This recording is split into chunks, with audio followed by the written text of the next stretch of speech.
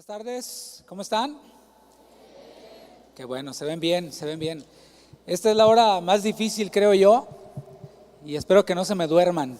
Dile al que está a tu lado, no te duermas. Les prometo que yo no me voy a dormir. Bueno, pues reciban saludos de parte de nuestros hermanos en Casa de Oración Houston, en el estado de Texas. Nos acompañan algunos, ¿verdad? ¿Están algunos son bien gritones, como podrán ver. También me acompaña mi familia, está aquí mi esposa Mireya, si puedes levantar tu mano, mi amor. Están también mis hijos, David, Abigail, bueno, están acompañándome. Y le agradezco también por la invitación a Pastor Toño Espinosa, al equipo de Iglesia Juvenil, Pastor Arsenio, Pastor Chuy. Pues gracias por la confianza y por la invitación. Me siento parte de este ministerio. Iba a decir que me siento joven, pero ahorita la verdad, más bien me siento parte de ese ministerio y estoy muy contento, muy gozoso de estar aquí con ustedes. Pues ahora sí vamos a la palabra porque el tiempo está corriendo. Romanos capítulo 13, versículo 11. Romanos 13, versículo 11.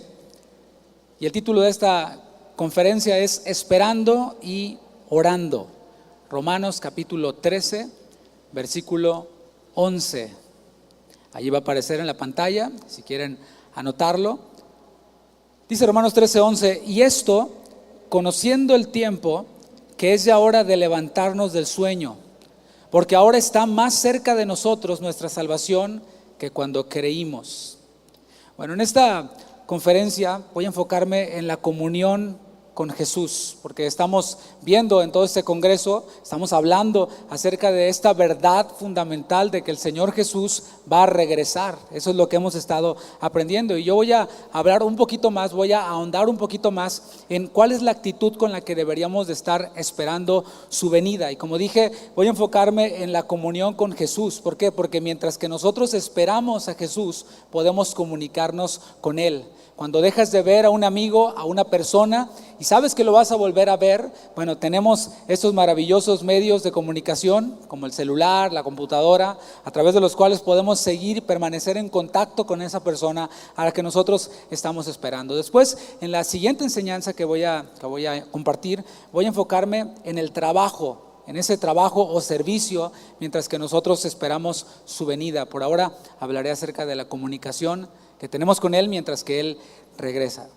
Bueno, primero voy a hablar acerca de la primera venida del Señor Jesús, porque si decimos que el Señor va a volver, si decimos que el Señor Jesús va a regresar, estamos ya de manera implícita diciendo que Él ya vino una vez, y Dios, el Padre, envió a su Hijo unigénito, a Jesús, a esta tierra, para que Él habitara entre nosotros.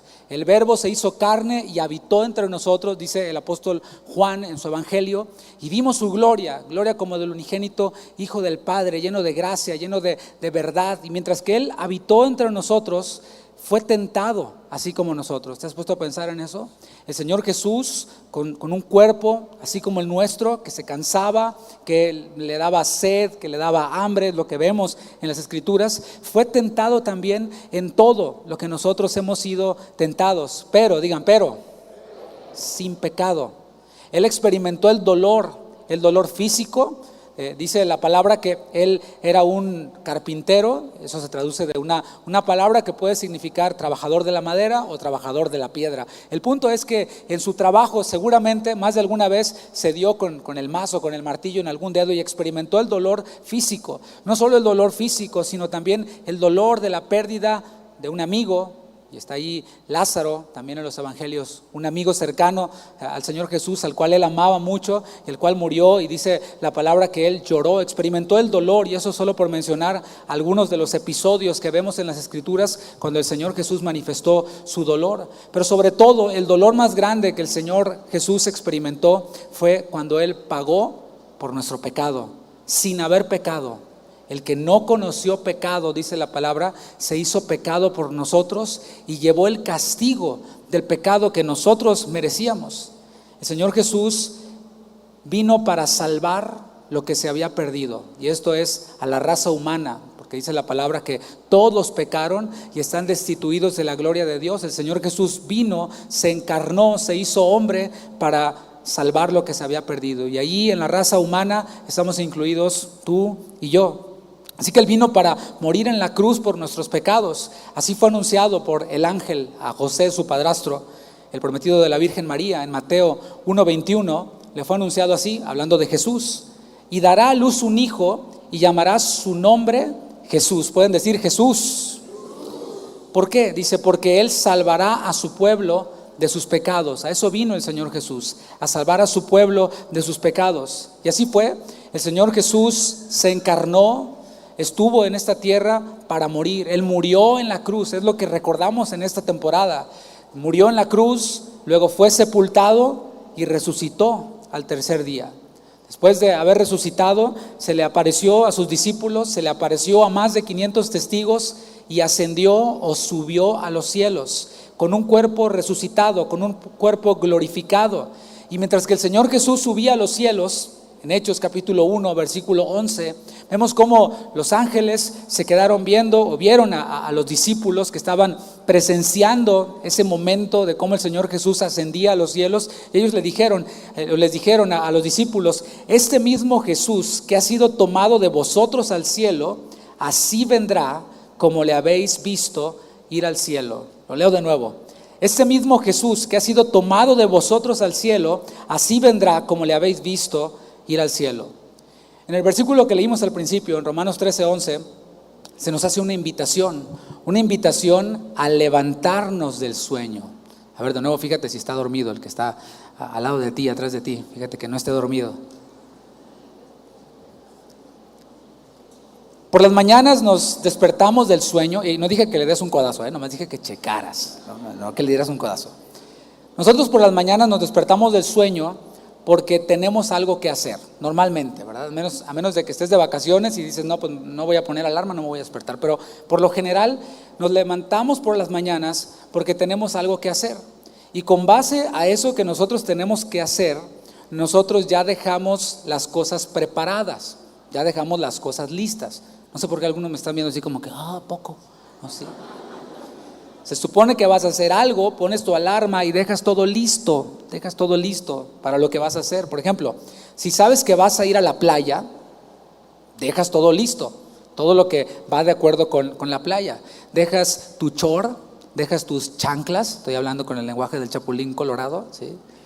No short ni chanclas, sino el short y las chanclas las dejas listas, el bloqueador, la toalla, tu patito de hule, todo lo dejas ahí listo para ir a la playa o a la alberca o a la piscina. Si tienes el conocimiento de que vas a ir a la escuela al otro día, dejas todo preparado, tus libros, tu mochila, tus cuadernos, tu computadora, todo lo necesario para ir a la escuela lo dejas ya listo para por la mañana despertarte y tomar eso que vas a necesitar. Bueno, de eso nos habla Romanos capítulo 13, versículo 11, cuando dice, conociendo el tiempo. O sea, si vas a ir a la escuela, no dejas listo el short y las chanclas y el patito de hule, ¿verdad que no? Nada que ver. Por eso dice, conociendo el tiempo. Y aplicando esto a nuestras vidas, es necesario que conozcamos el tiempo en el que estamos para poder prepararnos para lo que viene. O sea, para saber qué le vamos a echar a la maleta para este tiempo que viene. El texto dice, porque ahora está más cerca de nosotros nuestra salvación que cuando creímos. Este texto fue escrito a cristianos, a los romanos precisamente, creyentes romanos. Y fue escrito también para nosotros, digan para mí. Dile al que está a tu lado, para ti, para que no se duerma.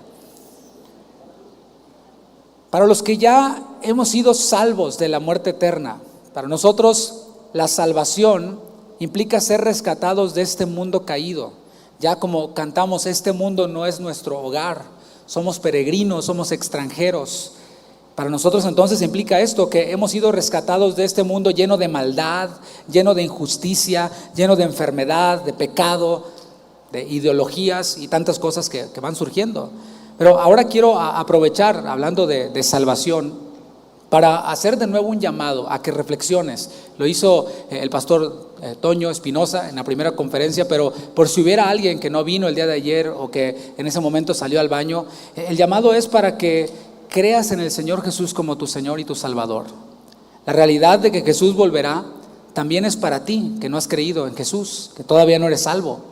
Mateo capítulo 24, versículo 45. Vamos a volver a esos versículos que hemos visto, o a ese capítulo 24 que hemos visto, pero vamos a analizar otra porción, versículo 45 de Mateo, capítulo 24. Pregunta el Señor Jesús: ¿quién es pues el siervo fiel y prudente, al cual puso su Señor sobre su casa para que les dé alimento a tiempo? Bienaventurado aquel siervo al cual, cuando su Señor venga, le halle haciendo así. Bueno, aquí está hablando de un siervo que tiene un señor, el cual sale y le dejaron cosas a cargo, y después está esperando, por supuesto, la venida de su Señor. Bueno, en tiempos del Señor Jesús, préstame atención acá, no había GPS. ¿Te imaginas lo que es una vida sin Waze, sin Google Maps, sin GPS? No había nada de eso. No había tampoco itinerarios para los viajes. Ahora tú programas un viaje en avión y tienes tu itinerario, tienes que estar ciertos minutos antes, etcétera, y cuando se retrasa 30 minutos, ya sea el autobús o el avión, ponemos el grito en el cielo, ¿no? En tiempos del Señor Jesús no habían itinerarios para los viajes. Por tanto, no había la posibilidad de calcular exactamente cuánto iba a durar el viaje. O sea, no podían decir yo llego el 14 de marzo, no había esa posibilidad. Yo llego cuando llegue, ya. La persona que viajaba no tenía una fecha exacta para regresar. Por eso tengo que hablar un poquito de este contexto cultural, porque para nosotros hablar de un regreso implica tener la hora exacta, pero para la gente que escuchaba al Señor Jesús en ese tiempo sabían más o menos de lo que estaba hablando. Aquí Jesús inicia describiendo un siervo que ocupó su tiempo, es decir, que ocupó su vida, porque nuestro tiempo es parte de nuestra vida, ocupó su tiempo en los intereses de su Señor, mientras que su Señor estaba ausente. De tal manera que cuando su Señor regresó, lo encontró haciendo eso, lo encontró ocupado de sus asuntos, de los asuntos de su Señor, no de él mismo. Versículo 47, de cierto os digo que este siervo que lo encontraron haciendo lo que tenía que hacer, dice, sobre todos sus bienes le pondrá. Le habían sido puestos algunos bienes, pero no todos los bienes de su Señor. Y fue alguien que estaba trabajando y ahora obtuvo un ascenso. Hablando esto acerca de Dios, bueno, ¿cuál es el asunto de Dios? Porque aquí dice que estaba ocupado haciendo los asuntos del Señor. Bueno, ¿cuáles son o cuál es el asunto de Dios? Bueno, el asunto de Dios o la voluntad de Dios es la salvación del hombre. Los que atienden a su voluntad, a la voluntad de Dios, y creen en Él, son ascendidos de ser enemigos. Dice la palabra que los que no han creído, nosotros quienes no habíamos creído, o cuando no habíamos creído, éramos por naturaleza enemigos de Dios. Y los que no han creído son por naturaleza enemigos de Dios. No es que no me meto con Él, Él no se mete conmigo, está todo bien, no. Si tú no has creído en Él como tu Salvador, dice la palabra, dice Dios mismo en su palabra, que eres su enemigo.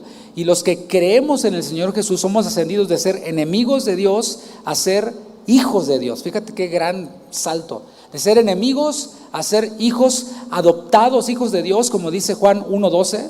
A ser no solo hijos de Dios, sino también herederos de las riquezas de Dios, como dice Romanos 8:17. ¿Qué te parece? Versículo 48.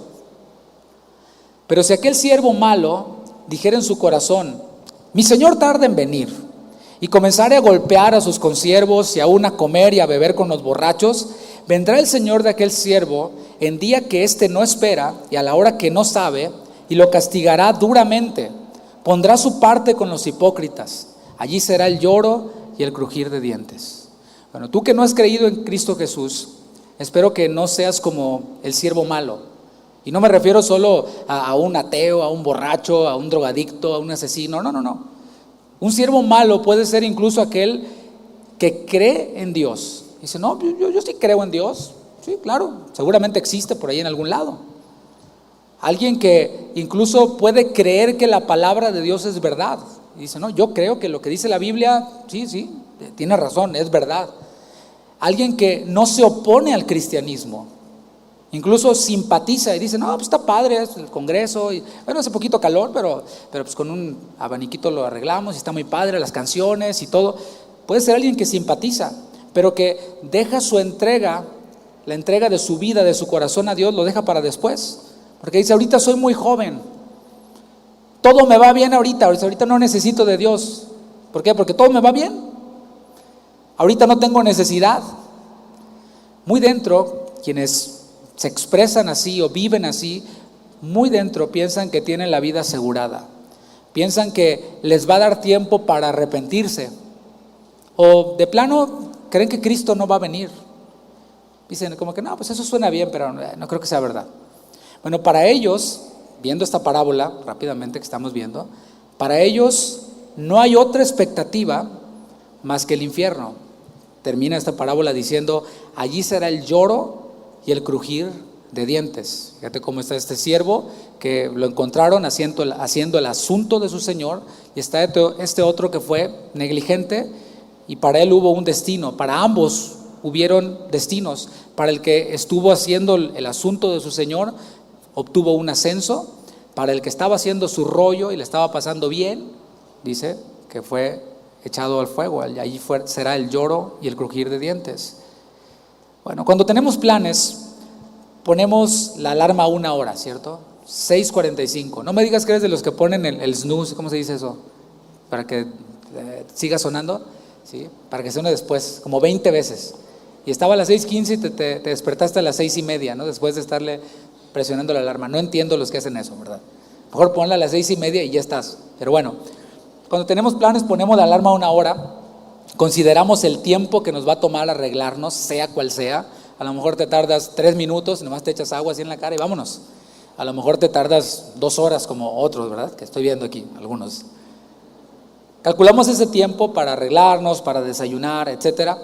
Bueno, en cuanto al regreso de Jesús, como hemos visto, esto es diferente, es distinto. Dice el versículo 42 de Mateo 24: velad pues, porque no sabéis a qué hora ha de venir vuestro Señor.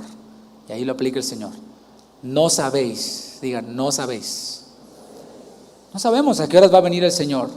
Mucha gente en la historia ha tratado de predecir cuándo volverá el Señor, y yo me puse a investigar y a sacar datos, etcétera, y ayer el pastor Daniel te agarra a decir y yo, ¡no! Bueno, pues ya me ahorró el trabajo, ¿no?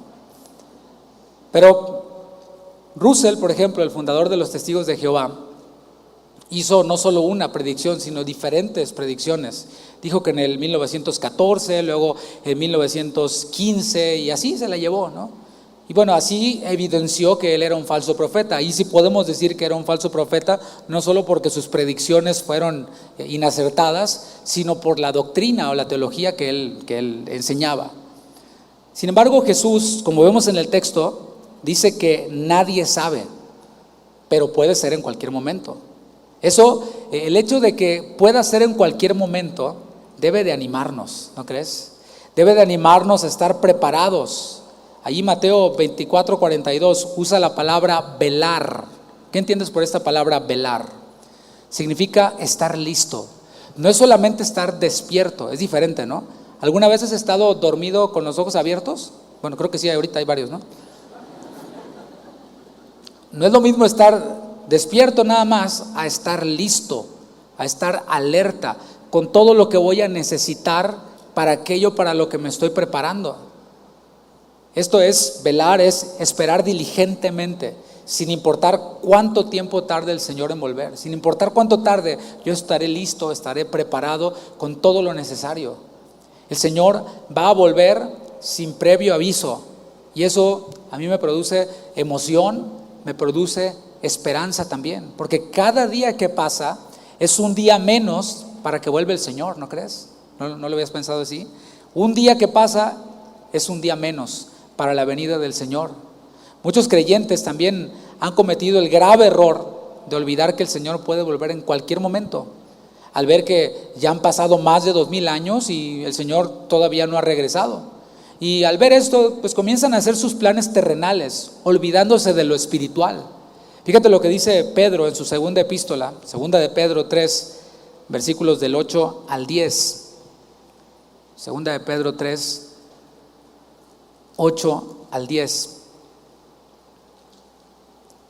Dice: mas, oh amados, no ignoréis esto, que para con el Señor un día es como 1000 años, y 1000 años como un día. No que esto sea de manera literal, es una figura del lenguaje, es un símil, pero nos da una idea, o sea, que el Señor no piensa como nosotros. Para el Señor el tiempo no es como el tiempo de nosotros. Sus pensamientos son distintos a nuestros pensamientos. Somos nosotros quienes tenemos que alinear nuestros pensamientos con los pensamientos de Dios, con la palabra de Dios.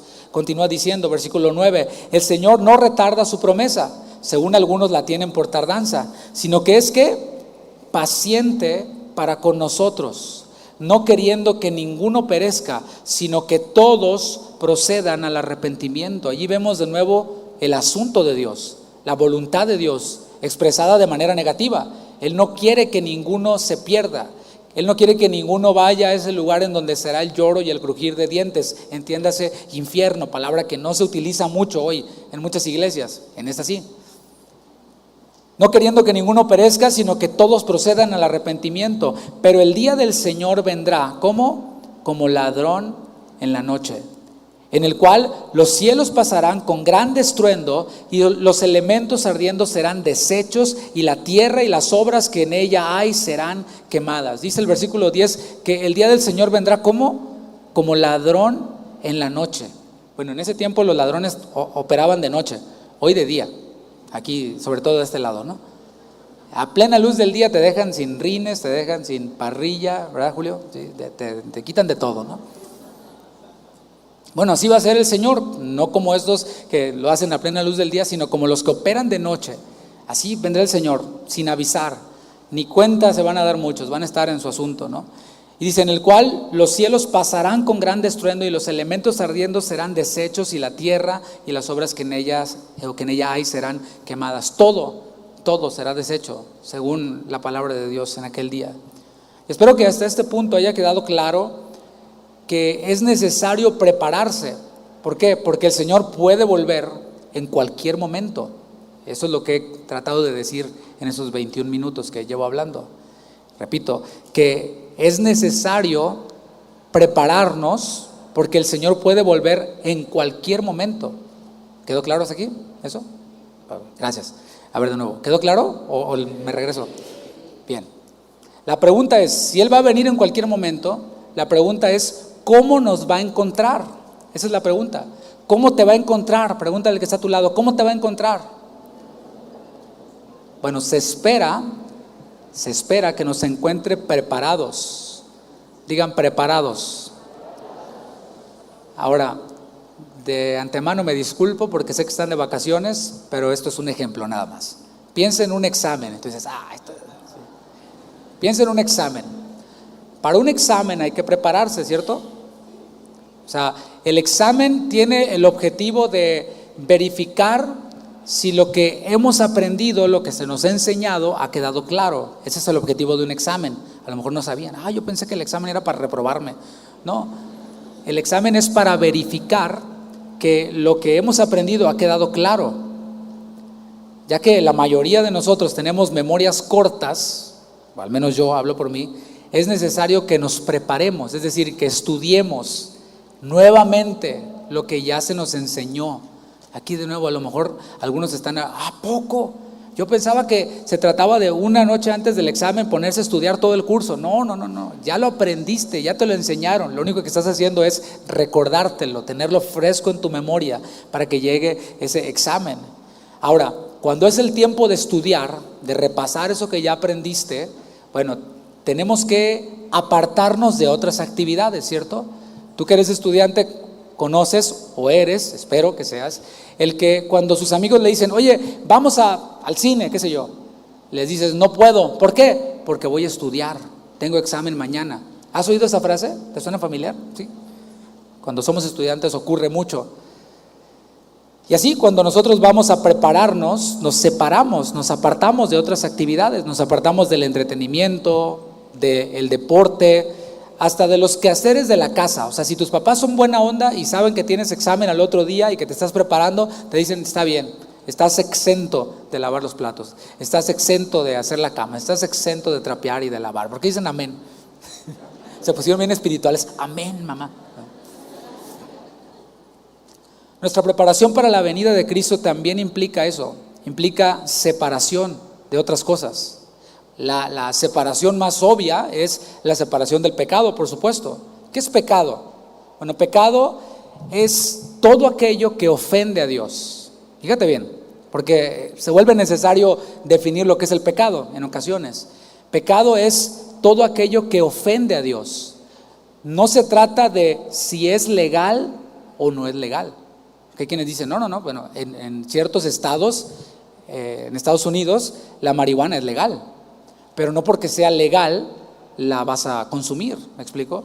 Aquí la pregunta no es si es legal o no es legal, sino ofende a Dios o no ofende a Dios. Me saca de mi realidad, destruye el cuerpo, que es el templo del Espíritu Santo, si soy hijo de Dios. Esa es la pregunta. Pues sí, ofende a Dios, entonces me abstendré de hacerlo, no lo haré. Pecado es todo aquello que ofende a Dios, no tiene que ver si se siente bien o no se siente bien. Es que se siente bien esto, se siente, padrísimo. Bueno, pero ofende a Dios. No es si es aceptado por la sociedad o no, porque las sociedades pues aceptan diferentes cosas y cada vez aceptan más cosas que ofenden a Dios precisamente. No voy a entrar en detalles. ¿Y en dónde conocemos lo que le agrada, lo que le desagrada, lo que ofende, lo que glorifica a Dios? Pues es aquí en su palabra. Aquí es en donde nosotros conocemos la voluntad de Dios, conocemos aquello que Dios ama, conocemos aquello que Dios aborrece, detesta. Ahí en la palabra le vamos conociendo a Él, conocemos a Dios, y en la medida en la que le vamos conociendo, como dije, nos damos cuenta de cuáles son esas cosas que a Él le agradan y cuáles son esas cosas que a Él le ofenden. Primera Tesalonicenses capítulo 4, versículo 3. Aquí vemos, en ese versículo, vemos la voluntad de Dios para nosotros los creyentes.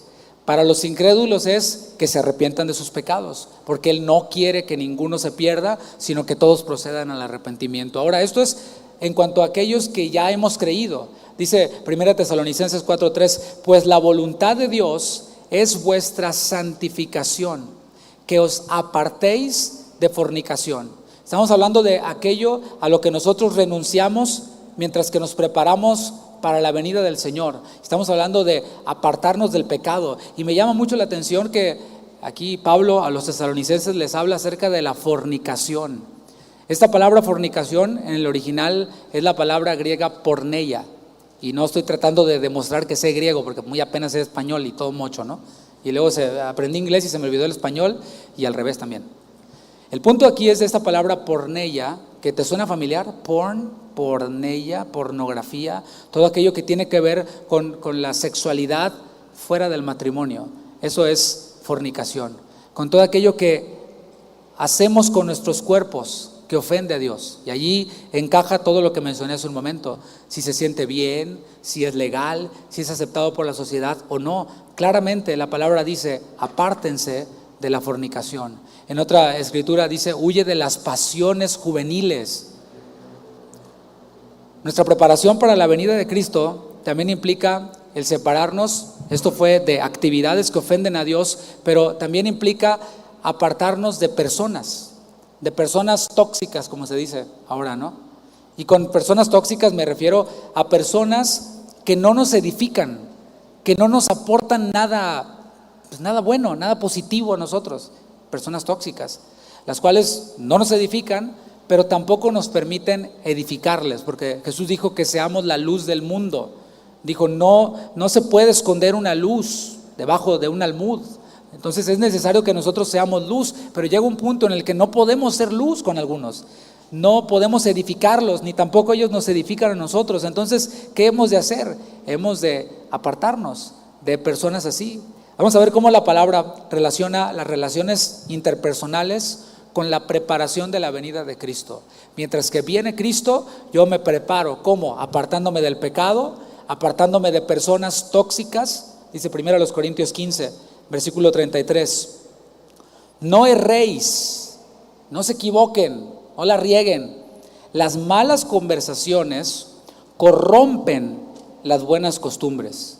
Y aquí todavía no existía el mundo digital, pero hoy podemos incluirlo, ¿no? Porque a lo mejor eres de esos chicos que son muy callados, pero en el mundo virtual son muy comunicativos, muy expresivos y tienen muchos amigos. Bueno, las malas conversaciones, esos contactos, esos amigos, entre comillas, que tienes en redes sociales, corrompen las buenas costumbres. Fíjate cómo lo conecta ahora con la venida de Cristo. Versículo 34. Velad debidamente. Dije hace rato que estar despierto no es lo mismo que estar preparado. Aquí dice, estén despiertos, pero debidamente. Estén preparados debidamente. ¿Cómo? Y no pequéis, porque algunos no conocen a Dios. Para vergüenza vuestra lo digo. Ahora, no se trata únicamente de apartarse de cosas, apartarse de actividades, apartarse de personas. Se trata de unirse a Cristo. Algunos en el mundo se separan de personas, se separan de actividades, pero no se unen a Cristo. Y nosotros estamos hablando de estar unidos a Cristo. Nos separamos de cosas, de personas, de actividades, incluso que pueden ser lícitas, para unirnos a Cristo, para poder tener comunión con Él. Estoy hablando de la preparación de los creyentes. Jesús mismo se puso como ejemplo. En Lucas capítulo 5, versículo 16, lo vemos apartándose de muchas actividades, ninguna de ellas pecaminosa, por supuesto, para poder pasar tiempo con Dios, pasar tiempo con el Padre en oración. Lucas 5:16 dice, mas Él se apartaba a lugares desiertos y oraba. En Marcos 1:35 vemos nuevamente a Jesús separándose de las ocupaciones del día para pasar tiempo con el Padre. Marcos 1:35 dice, levantándose muy de mañana, siendo aún muy oscuro, salió y se fue a un lugar desierto y allí oraba. Ahora va conmigo a Mateo 25. Mateo capítulo 25. Terminamos el 24, ahora veamos el 25. Y aquí tenemos una parábola conocida, seguramente por ti, la has escuchado, pero vamos a verla y relacionarla con lo que estamos viendo, con nuestra preparación mientras que el Señor Jesús viene. Aquí el Señor les está enseñando a sus discípulos cómo es que debían de ellos prepararse para su regreso, porque capítulo 24 terminó hablando de su venida, de que Él vendría como ladrón en la noche. Entonces, versículo 1, el reino de los cielos será semejante a 10 vírgenes. Bueno, en la cultura judía, las vírgenes, en este contexto, en el contexto de una boda, eran como las damas de honor. No sé si se acostumbra por acá, el novio tiene como un cortejo, la novia, por lo general son las mejores amigas, los mejores amigos del novio, de la novia. Bueno, esto era, solo las mujeres solteras en la cultura judía servían como parte de este cortejo o damas de honor. Continúo leyendo, que tomando sus lámparas salieron a recibir al esposo. 5 de ellas eran prudentes y 5 insensatas. Las insensatas, tomando sus lámparas, no tomaron consigo aceite, mas las prudentes tomaron aceite en sus vasijas juntamente con sus lámparas. Y tardándose el esposo, cabecearon todas y se durmieron. Qué interesante, ¿no? Hasta aquí vemos una boda bastante caótica. Las bodas se espera que sean así como de película, ¿no? Así maravillosas, que todo salga perfecto. Hay hasta algunos que se dedican a planear bodas, esa es su chamba, wedding planners, ¿no? Los que organizan todo, tienen todo listo. Bueno, esta era una boda que ya de por sí era un caos. Al menos para la novia, esto ya era un caos, era un desastre. Imagínate, las damas de honor se durmieron. Dice que todas, ¿te imaginas? Así como algunos, ¿no? Así que babeando, todas dormidas. Luego las lámparas que tenían se les apagaron. La mitad de ellas no traían aceite de repuesto para las lámparas. Sin eso, sin la lámpara encendida, no podían llevar a cabo su tarea, no podían hacer su función. Versículo 6. Y a la medianoche se oyó un clamor: aquí viene el esposo, salid a recibirle. Bueno, para nosotros puede estar raro escuchar acerca de una ceremonia que se lleva a cabo en la noche, es raro. En la noche por lo general es la fiesta, ¿no? La ceremonia es más temprano. Bueno, es necesario que entendamos un poquito cómo eran las bodas en tiempos de Jesús. Comenzaba una boda, y aquí ya todos empezaron a despertar. Comenzaba una boda con la promesa. Esta era la primera fase.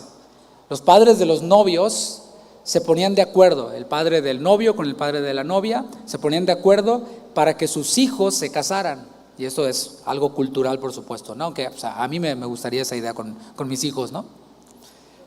Había un pago de por medio para cerrar el trato de esta primera fase, de la promesa. La segunda fase era el desposorio, y ahí ya se hacía público el compromiso o este intercambio de votos entre la pareja a través de regalos. Aunque el matrimonio todavía no estaba consumado, no se había dado ya, la pareja ya estaba sumamente comprometida para casarse. De hecho, si uno de los dos o si no se fuera a hacer la boda ya, a esas alturas se tenía que realizar un divorcio.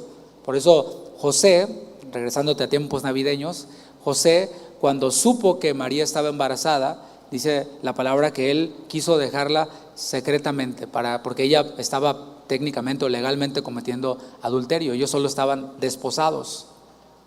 La tercera fase era ya la fiesta de bodas.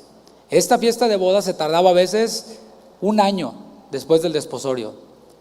Y era un banquete tremendo que duraba varios días, así como las bodas de rancho que duran varios días, algo así era. Después del banquete, entonces ya la pareja podía vivir junta. La fiesta de bodas, porque decía que nos puede parecer raro una fiesta, una ceremonia de bodas que sea en la noche. Bueno, este banquete, esta ceremonia, todo esto se dejaba todo hasta en la noche. ¿Para qué? Para que los invitados que venían de lejos tuvieran tiempo de llegar. Ellos aprovechaban la luz solar para poder transportarse y no podían viajar toda la noche. Era imposible hacer eso en aquel tiempo. Así que los organizadores de la boda, considerando a los invitados que venían de lejos, la realizaban por la noche. Sin embargo, el novio ya estaba bastante retrasado.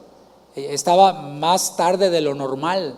Por lo general las novias son las que llegan tarde, ¿verdad? Bueno, aquí era el novio el que venía tarde y ya era la medianoche. O sea, no solo era de noche, era ya la medianoche. Así que ya no había más tiempo para demorar la boda. La boda se tenía que llevar a cabo inmediatamente. Estuviera listo quien estuviera listo.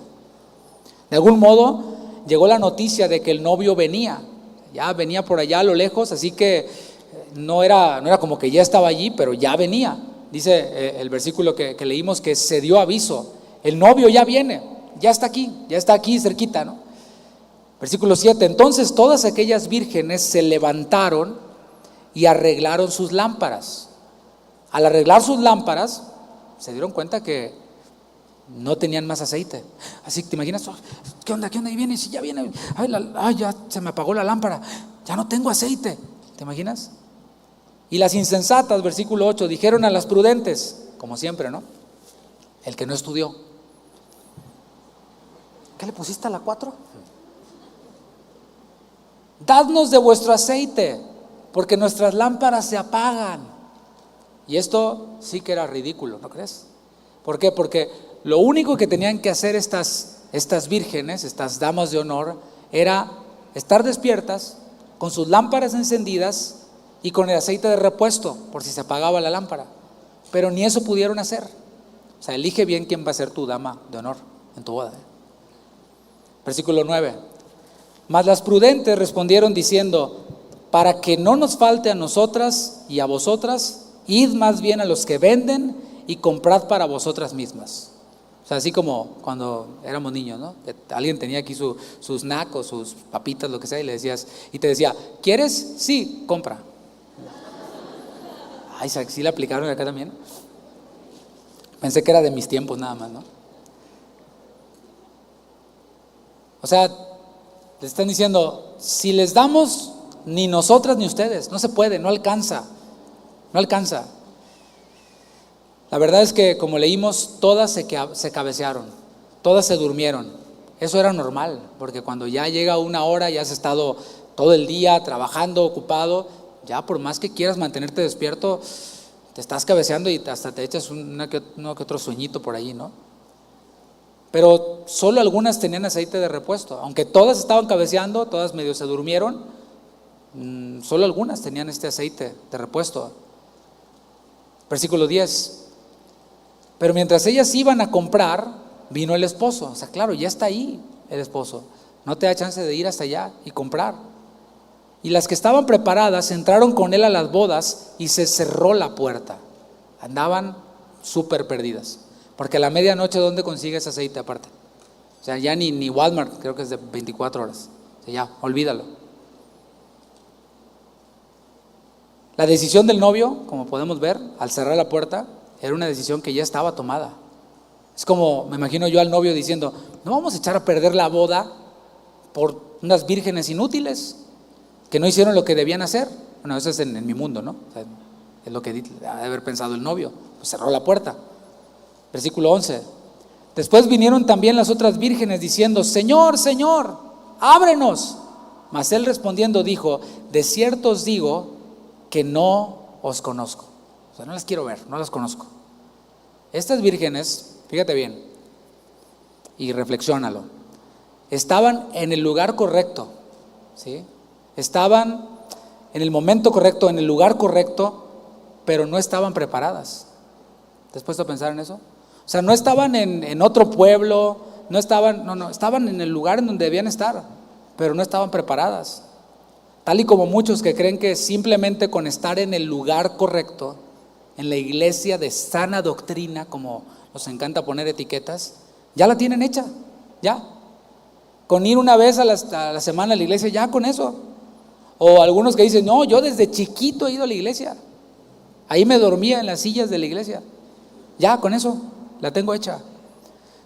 Fíjate lo que le dijo el novio a estas vírgenes insensatas: no os conozco. En paralelo, el Señor Jesús habló también en Mateo 7 acerca de algunos hombres que estaban en el lugar correcto, incluso hacían ciertas cosas correctas, profetizaban en su nombre, echaban fuera demonios en su nombre, hacían muchos milagros en su nombre, pero en aquel día, de lo cual yo voy a hablar un poquito en la siguiente enseñanza, en aquel día el Señor les dijo, Mateo 7:23, nunca os conocí, apártense de mí, hacedores de maldad. No los conozco, no los conocí.